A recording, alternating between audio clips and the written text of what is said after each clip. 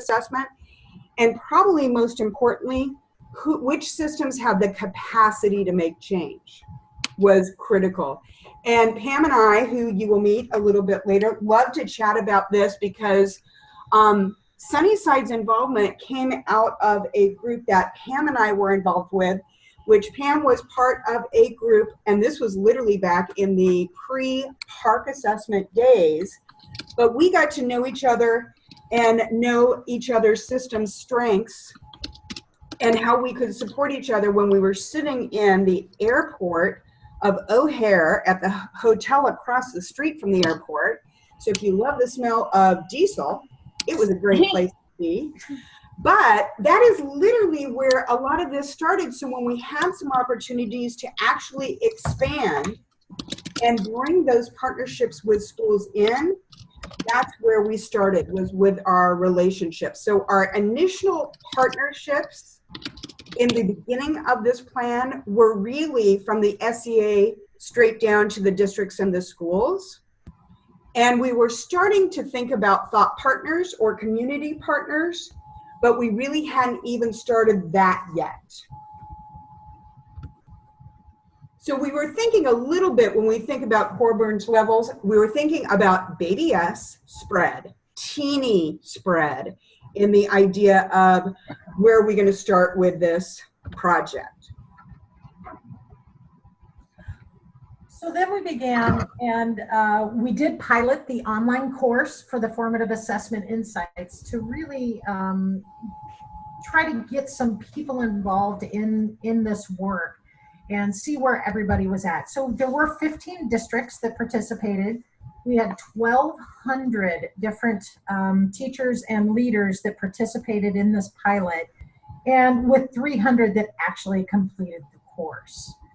The communication was really critical, and Sunnyside really took the bull by the horns, so to speak, and really communicated that with their people and kept that communication. And we had several other districts that we kept in contact with and kept updating, and really focused on that communication piece and starting in with that spread from Coburn's scale. So we knew we needed a plan, and we were starting at that point to develop a plan, and the key piece of it was our extended partnerships with thought partners. And those partners from the SEA in the middle included community partners and change agent partners. Ours specifically was WestEd and Margaret Heritage, as well as our thought partners with schools and school districts. And in the example today, that district was Sunnyside, who was right there from the foundational beginning of our work. And again, thinking back, what we were looking at was, we were really looking at the depth part of change. We were really building that capacity piece of some depth, and the spread within those systems was very minor at that point. So we also, from our first implementation with the online course, realized that plans needed to be flexible. We needed to keep each system in mind, and what works for Sunnyside might not be the ideal plan for another district or a small charter district. And so they might need their own plan. So we also needed to keep each system in mind. And if we were assisting with their plans, then we need to make sure that we went down multiple pathways, which sometimes seemed very eye-twitching to keep that kind of all moving in different directions in different ways, but it was extremely effective, because if it wasn't specific to the district and their needs, then they weren't going to be able to move down the path very quickly. So we had a couple initiatives. One was a grant from our participation in FastGas, and this grant focused on implementation of formative assessment through self-reflection and peer reflection, and using these rubrics to give actionable feedback to participants. And this was kind of our first step outside of some foundational building of formative assessment as a teaching and learning tool in the formative assessment online course. And what really we saw changing in this group was now you had back and forth between the school districts and the SEA as far as learning. You had the thought partner now was not only communicating with the SEA, but they were also working directly with the school district. They also had some influence on the classroom, and the district was definitely working with the classroom, but the ADE, the Department of Ed itself, was not working directly with the classrooms. So it was a very interesting diagram of support, but it was learning with support. Again, looked at depth and looked at spread, and now we were starting to really increase the spread. Next grant that Sunnyside was involved with was SOL, which again was with a thought partner.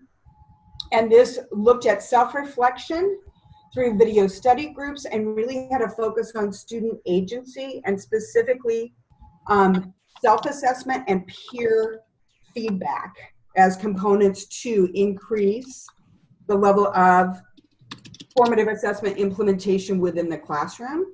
And in this one, we really saw that there was building capacity started. And so you see that on the left, the SEA has a much smaller role at this point, the thought partner a bigger role, and we're actually getting down to the student level. And the latest and greatest event that's happening is with SOL, and that is actually being developed with all thought partners together. So you've got the SEA, you've got our thought partner with West Ed, and you have the input of the leadership at the district and schools who are really focused on the creation of this, which again is very, very different than before. And so it kind of gets into, here's the components. And again, this is from the theory of action on the implementation of formative assessment. But you can see at this point, we've already gotten the shared definition. Now you're getting down to the building capacity piece at the districts and schools. We have a committed leadership and change agents with our partners, and we're working on committed staff, additional learning opportunities with support, and additional resources. And these are all happening at all levels of the system.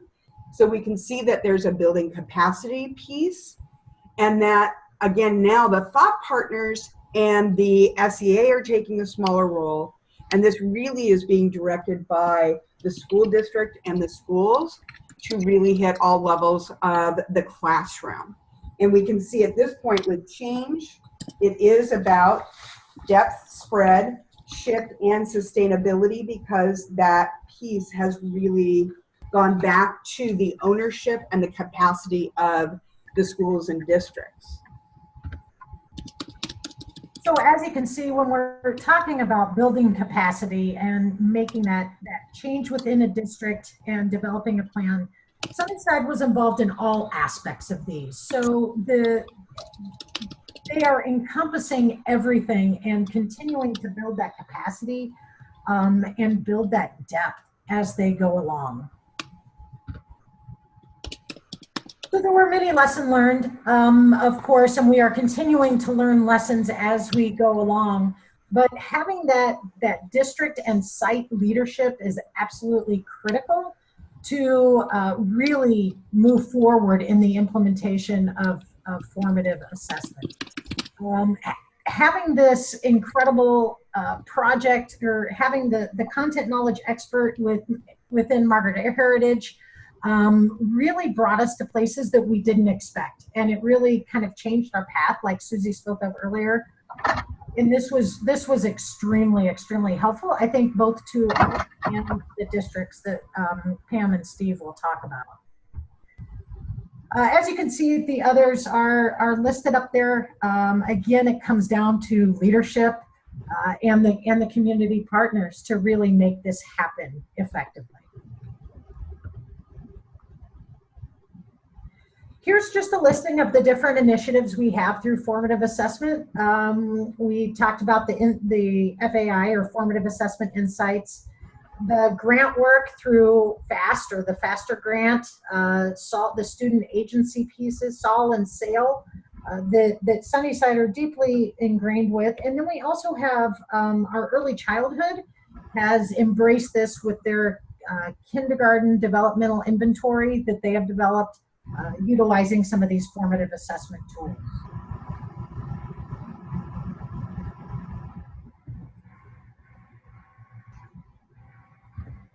I'm looking at the chat room with Karen's question. Was there a conscious effort to build capacity at the district level? Yes, that was literally where we went in because our relationships were with district leadership.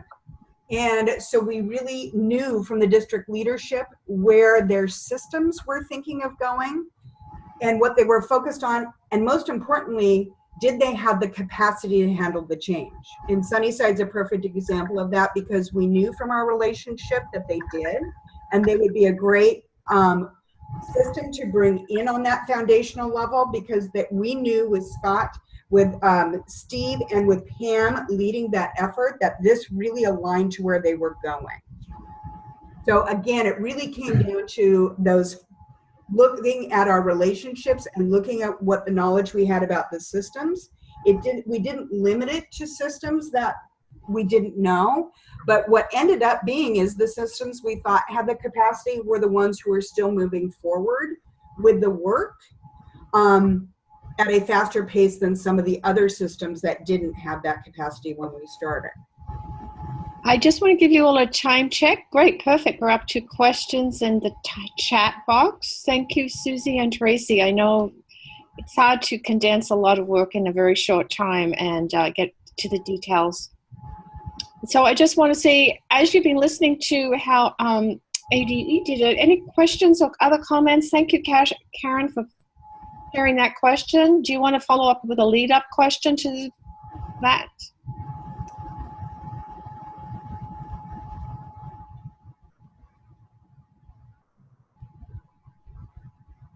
And I know we have some new folks on the call, so please feel, jump in and reflect. It would be great.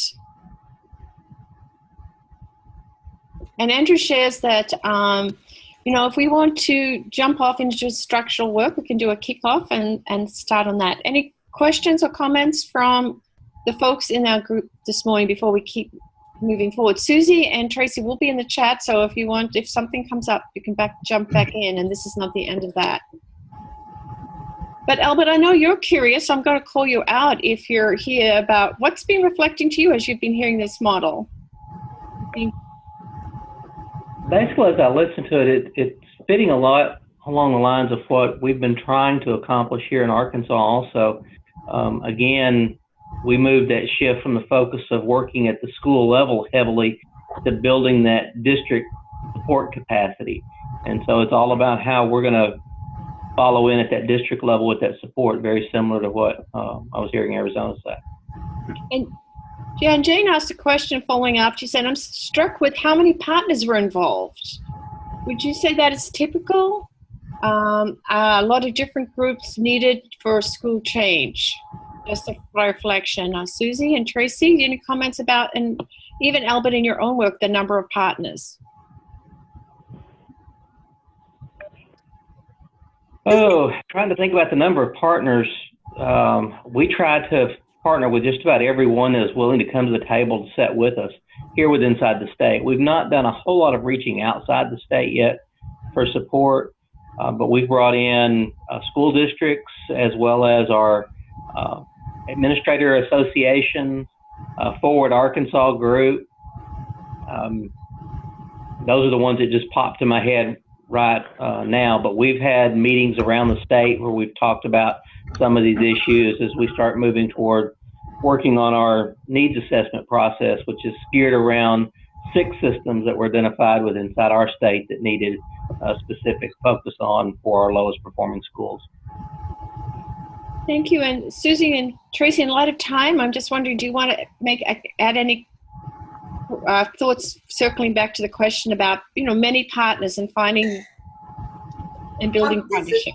This is Susie. The partnership is key because even at an SEA, our West Ed partnership is our support system as well. And so a lot of times when we had questions about things, they could take that, look at it, give us different resources, send us down a different pathway to assist us in developing our plan. And so it was really nice to know that you weren't in this alone, whether you were the SEA, the thought partner, or a district or a school. We could bring up questions.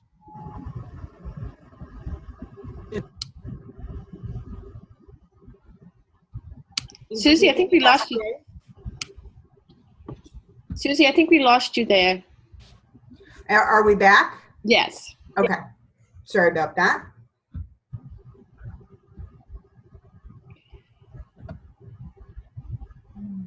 So, share screen.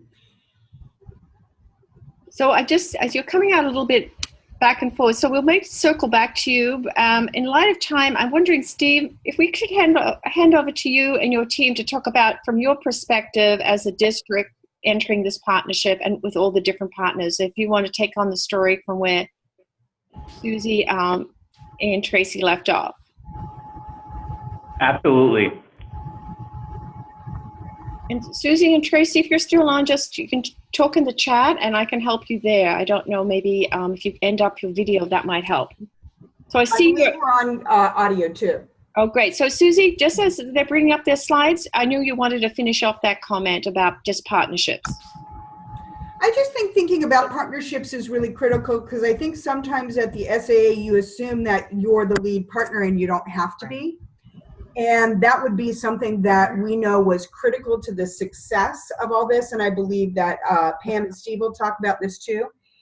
But I just wanted to take a moment. Steve and Pam are really kingpins of this change agent in their district as a team themselves from the district, and really providing that foundation and that level of support and taking it to the next level.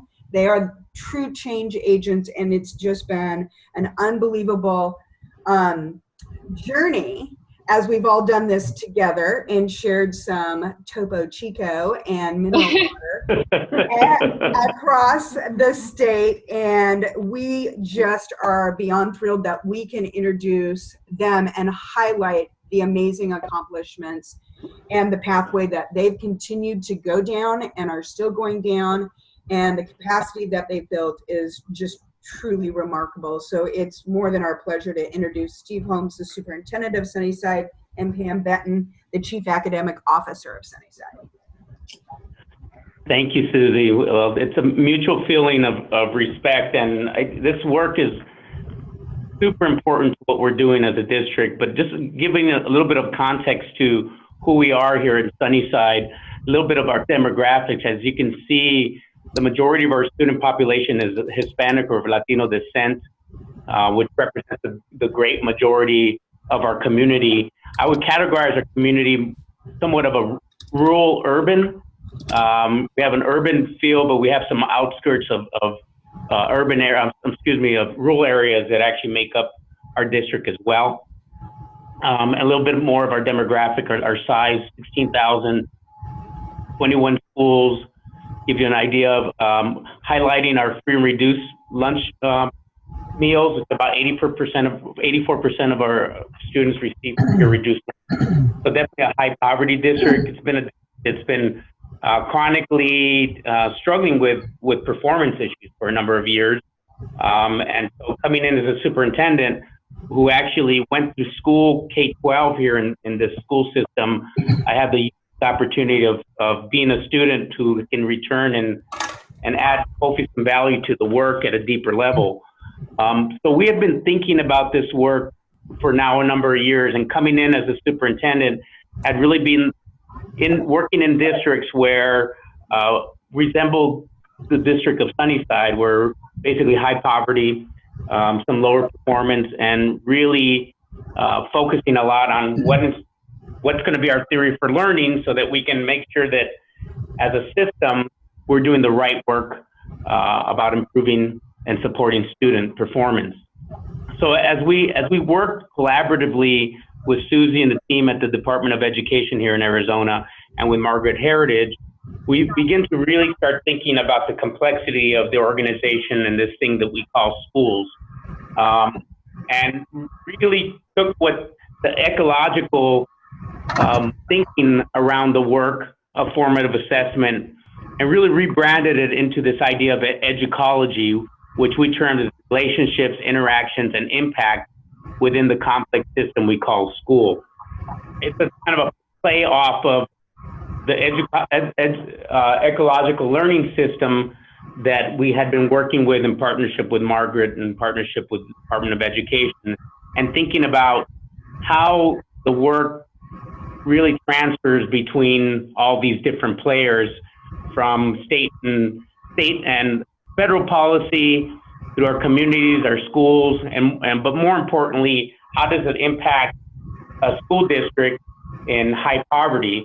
Because my premise is that the work that's done anywhere can be done in our district, as long as we contextualize what's happening, and the complexity of it, I think, are much more better represented in this ecological model than in the unidirectional models that we've seen in traditional systems thinking. We've been really, this gives a little bit of an overview of kind of how we're thinking about the road to improvement, because at the core of this work is really about equity. And so it wasn't just about finding a good partner and trying to dabble in this work. It was really about how we're going to create equitable outcomes for students. And that work is deep work. You can't purchase your way out of performance. You can't just look at all these programs or interventions that are out there and think that we're going to have a sustainable model for improving student performance. So I had been thinking a lot about the work by Tony Bright, his Learning to Improve book in particular, where he really talks more in depth about improvement science, which is kind of the main umbrella that started this conversation and of alignment with the formative assessment work as well.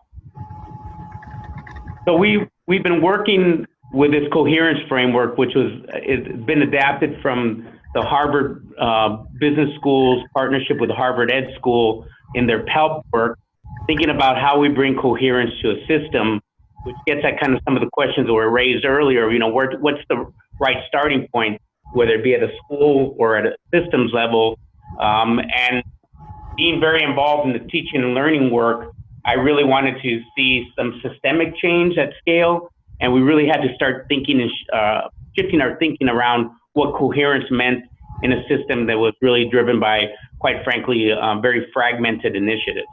So we took this framework and adapted really this model, which has become our Sunnyside Unified School District Coherence Framework, where at the core of the work of the instructional core is this idea of student agency. And if you look at the core work of the SAL and the FAI courses, student agency is really in the title and the pinnacle of what we're trying to accomplish, really getting our students to be self-directed, being able to have the skills necessary to take charge of their own lives.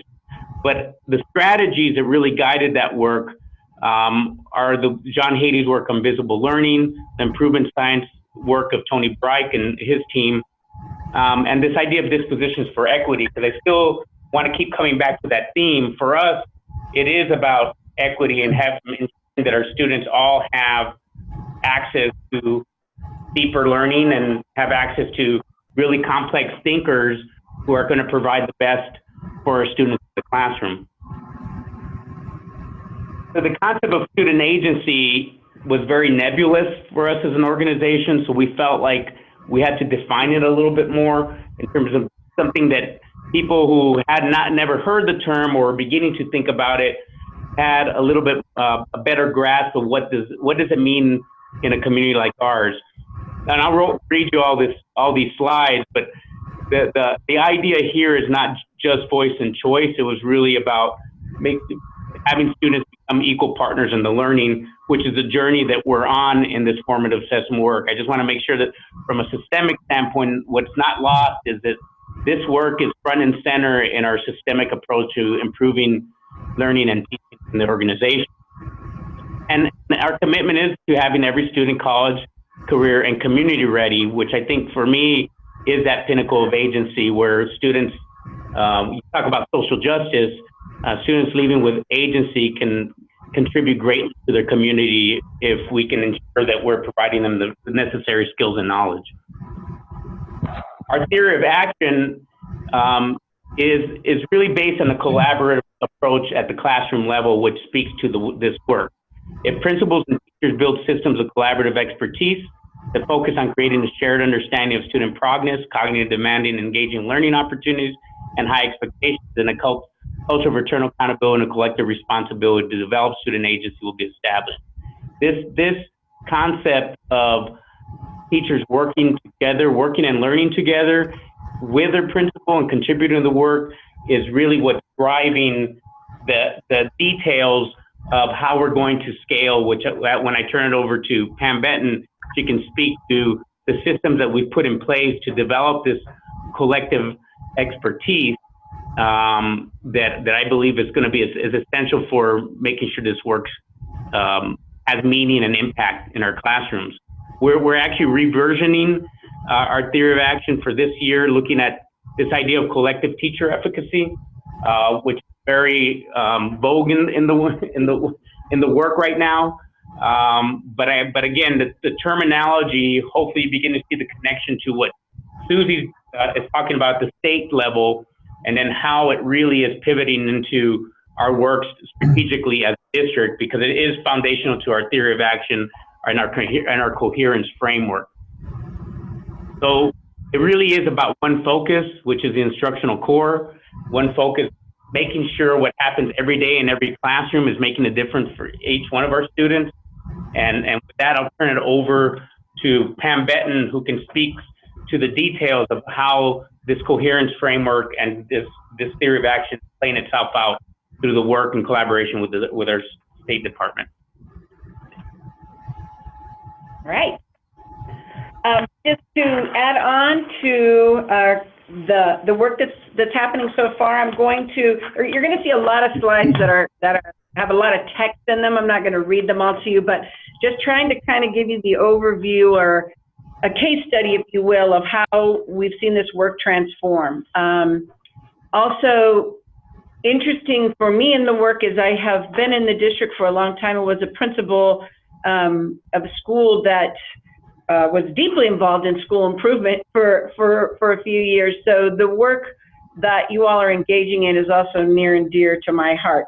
So from our work and our partnership through ADE with West Ed and Margaret Heritage, we really began to look at assessments in the system different. And why that mattered so much is because we have a number of schools who struggle, and we need to keep digging to figure out what is it that makes that difference for those schools.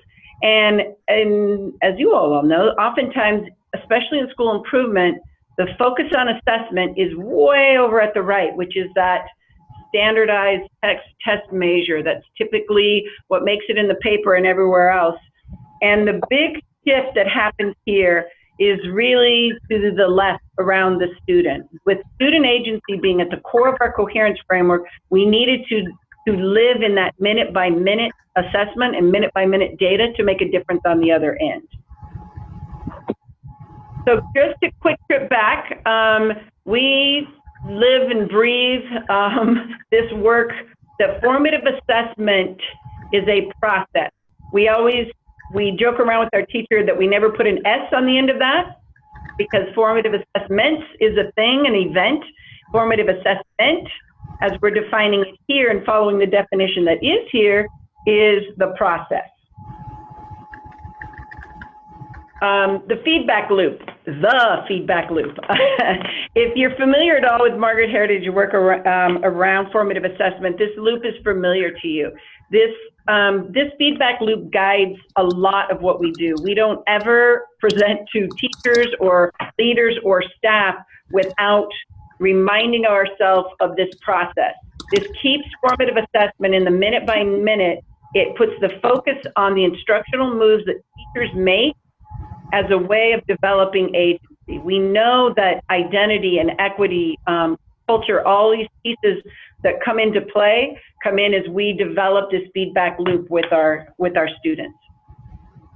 So I'm not obviously going to read all these pieces, but after our first, Susie's no plan slide resonated with me because we were super excited about the work around formative assessments. Just dove in, but we really didn't have a plan. Once we got about 2 months into the work, all of a sudden, from a curriculum instruction side, we realized the power and potential of engaging deeply in this work. So we started thinking through, how do we create a systemic approach? And why create this systemic approach? To that question earlier around the district and not just at the school level, I think school improvement for a long time has been done school by school, because in a district you have differing needs and tiering of schools. And for us, it was really becoming better as a district, so our schools became better at the same time. So a lot of what you see on here, we built over time, just constantly refining and revisioning our thinking around the work. What was key to us is we were suffering from initiative fatigue in this different district. We had purchased, Steve's comment of not being able to purchase your way out of school improvement. It's not because we didn't try. We certainly did. We had an intervention for all. It's sort of how it ended up being. So we had to really do some rethinking. This is not about an initiative. It became clear to us very quickly it was about a fundamental change in, I would say, the DNA of our district and the DNA of the teaching and learning in our district.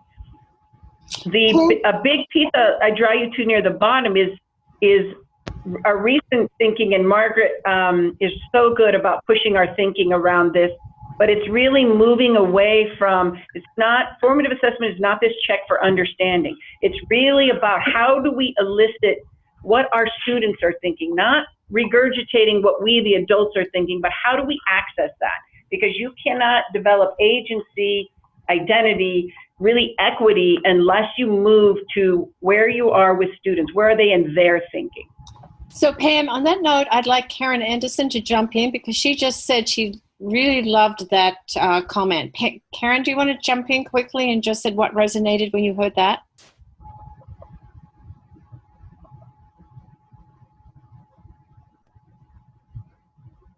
Well, keep going here, Pam. I know people, I just want to let you know, people are listening and engaging what you're saying, basically. So we'll keep moving here. And Karen, feel free to jump in if you'll unmute your phone. So Okay. Oh. Good afternoon. Can you hear me? Yes. I can, yes. Good afternoon to everyone. I'm just really intrigued by the whole notion of no longer checking for understanding, and it just, I was just thinking that seems to be more compliance, that it's just something I check off on a box. Oh, I checked for understanding. I looked to see if there was understanding there, instead of trying to elicit thinking. Eliciting thinking really implies that maybe students don't understand and I'll need to reteach, or maybe they've all mastered the concept and I need to go deeper. It just really, it presses me as being above and beyond, just a step beyond compliance. Thanks, Karen. I agree. I think that was kind of our aha, is it's also in the moment. It keeps the teaching in the moment as well. Things that we did that became very compliance driven, bell work, ticket out the door, check for understanding, turn and talk, strategies or tools that we once used that were labeled under the formative assessment piece didn't really elicit students' thinking. And so if I can, as a teacher, if I can elicit their thinking in real time, then the instructional moves I make as a teacher in that moment, that's how I can address equity. That's how I can create opportunities. That's agency in real time, and then bringing the students alongside so they become a part of that work. 100% agree. It's something that we all know and love. We used to talk about check for understanding all the time, but moving it from compliance to really actionable work in the moment. Just to give you, Pam, I hate to rush to such a deep conversation, but we have about 10 minutes, but we can just keep going through and breaking for conversation as you go through these. Okay, that's fine. And I'll walk you through. These are quickly, you can go back and see. I just wanted to sort of follow Susie's setup of how we got involved from the district place. And it was, thank you, Susie. She talked about the connection, the networking that she and I had on a previous project that really helped open all of this to it. But in that very first year, it was just us figuring it out. I will tell you, we just had people, all 21 sites had people in it, in the course, and our district office team, but we were learning one step ahead or sometimes one behind everyone else. So we really didn't have a plan. But the takeaway right off the bat for us in that year was this is not an initiative. This is substantial change. Year two, we continued with the course. The course that West Ed teamed with on was so powerful in providing a structure, because in the past, many of us at district are the ones who are having to create. We didn't want an outside consultant. We needed the voice to come from within, but we did not have time or resources to create that powerful of a course for us to be engaged in. So we then had our, we have lead teachers structure that we've put in play to help build capacity with our teachers at our schools, and they're paid a minimal stipend of about $2,000. But one of the requirements was that they engage deeply in this work, either in FAI or in SOL. And SOL is the video study group process that sort of, in its original design, was the next level of the FAI. The other key piece that we started putting in play was leader learning. Steve talks a lot about there being no hierarchy in learning, and we live by that. So with our principals, what we knew is the same systemic way that the district be involved in not just the sites, we knew the leaders needed to be involved in not just building capacity just with teachers. We needed leaders to engage deeply. So we started building that through. We also began sort of with an instructional rounds model around what are we looking for in the classrooms around formative assessment. Also, Steve encouraged me to to present this work to our board, and I was busy just doing the work of it. So at his encouragement, I did in fact do that. And what happened was really a game changer for us in this work, in that we had some video clips of students and they could see the agency occurring, and within an hour in that evening, all of a sudden our school board was wildly on board and so supportive of the work that it just gave so much credence to this small ember we had started, and really helped us make it, what do I want to say, like make it not be this too shall change. This was not a passing fancy. It was not an initiative. It was really the work. So the key learnings for me in particular and for our curriculum instruction team was really how do we help message and keep people within that coherence framework so that we stay the course and that we quiet the noise. We reduce the distraction around it so that we were able to keep people engaged. This year, this is a quick look at what we had going on this year. We continued with the work.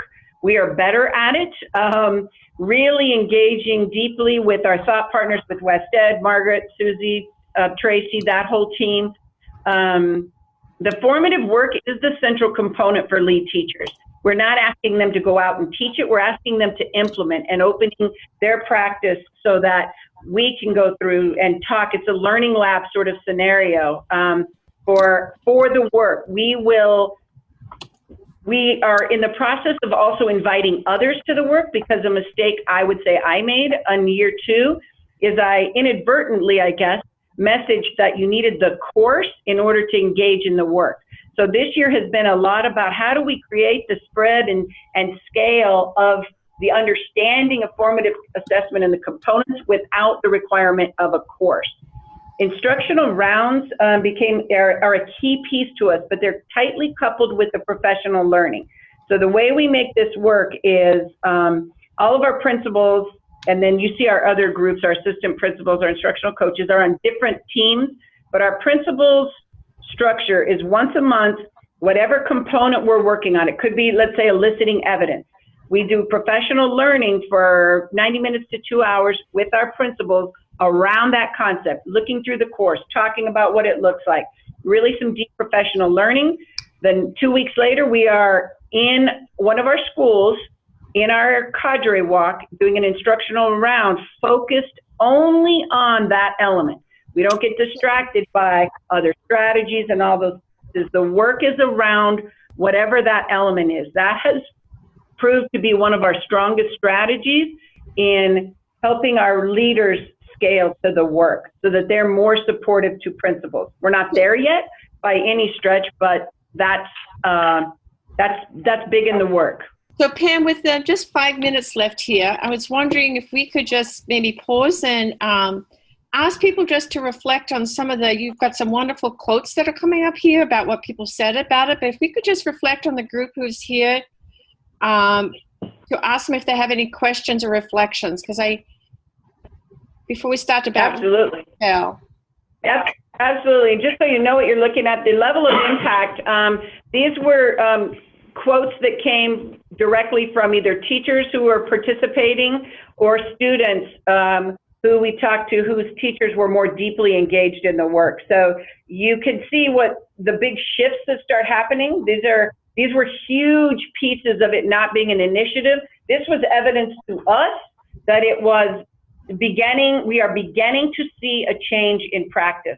We have a lot of video that we've taken with the video study group that move us to this place. So happy to entertain any thoughts, questions. So before we jump into Rethinking Scale, questions, reflections. Erica, I know that in Massachusetts you've been doing lots of different initiatives. How does this track with what you've seen? We said this is not an initiative, sorry.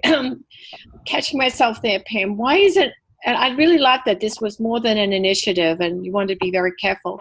Erica, do you have any reflections for the team as we share what was, go jump in. Sure, I just had a quick question actually. This has been a really great presentation. I was just wondering about what you just said around the videos that you're capturing and using for sort of building teacher capacity. Do you have examples of sort of best practice that you're sharing, and are those more publicly available? So the videos are based out of the SAL work, the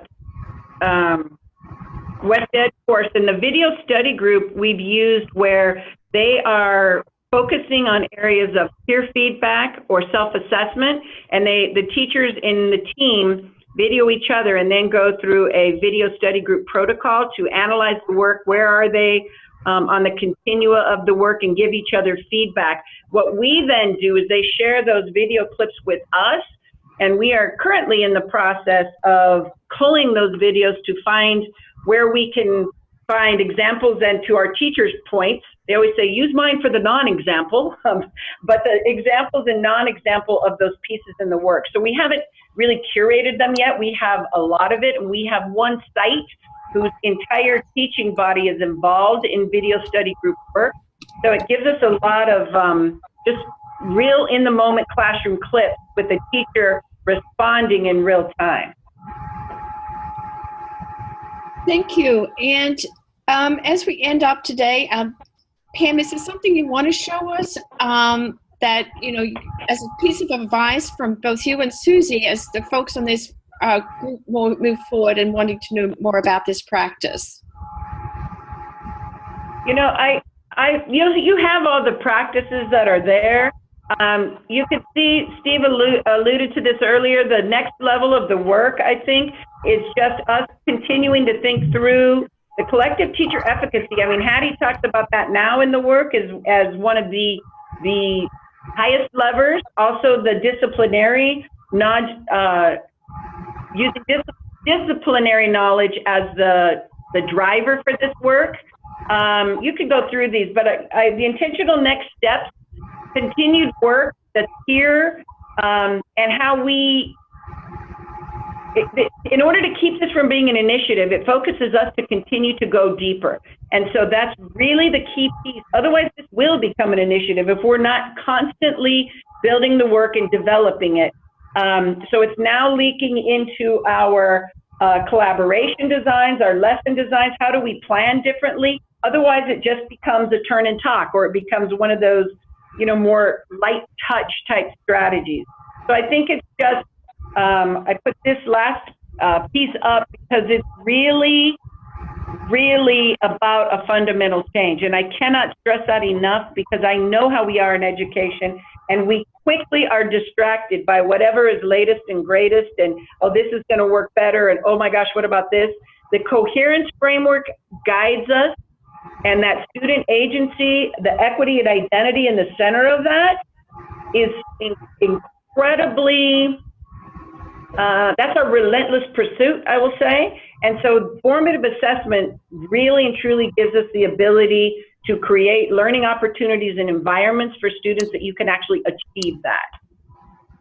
Well, thank you, Pam. I know that I only wish we had more time to dig deep into some of these pieces, but I know folks know where you are. and the Arizona, Susie and Tracy, as we bookend and end here, I put up in the questions and reflections. We won't have time to jump into those unless any other folks on the call who haven't spoken today. Dan, I wondered if you would like to do a final reflection. If you could move us to the next slide, Pam, just on the key findings. I love these. Well, yeah, Dan, do you have the final question? Oh, actually, what I was just gonna ask about is one, if we can use some of these slides. And the reason I asked that is I'm working with the district here in Montana that is a school of promise, and I guess trying to show the leadership that how important what they're doing on a day-to-day basis is really going to be the key for change. And looking at today's slides, there is just a few that I would love to borrow to help point that out to them and show that it's a day-to-day lesson. And I guess one of the things that I wrote down here, it's with teachers and having the administration speak to teachers on this, that it's not a check for understanding, it's eliciting their thinking. What we haven't been able to move past is, what are the students really thinking? And yes, they may understand this concept, but how does that play in, to tomorrow's lesson and further along? I say that because I just analyzed all their math results for the year, and it's not very good at all. And so somehow there's this disconnect, and I just really think that the key is making sure the leadership of the school is focusing on a day-to-day basis of improving instruction. Absolutely. We're happy to share. I've borrowed, quote unquote, many things in the work as well. And I think you are 100% right, because if we do not change it, that's why the district piece is so important to us. If we do not change leadership, you have pockets of excellence in schools, but you're not reducing the variability overall. And then we're just growing those certain pockets without that constant across. And I will tell you that moving the teachers, have tried 1,000 things, but it was the work around formative assessment that finally is making a difference with our teachers. Well, thank you so much. And I know we'd love to continue this conversation. We'll post the recording. If you don't mind just stopping sharing, Pam, so we can give you a big clap. And thank you all. Thank you, Stephen. Thank you, Susie, for organizing this, and Tracy.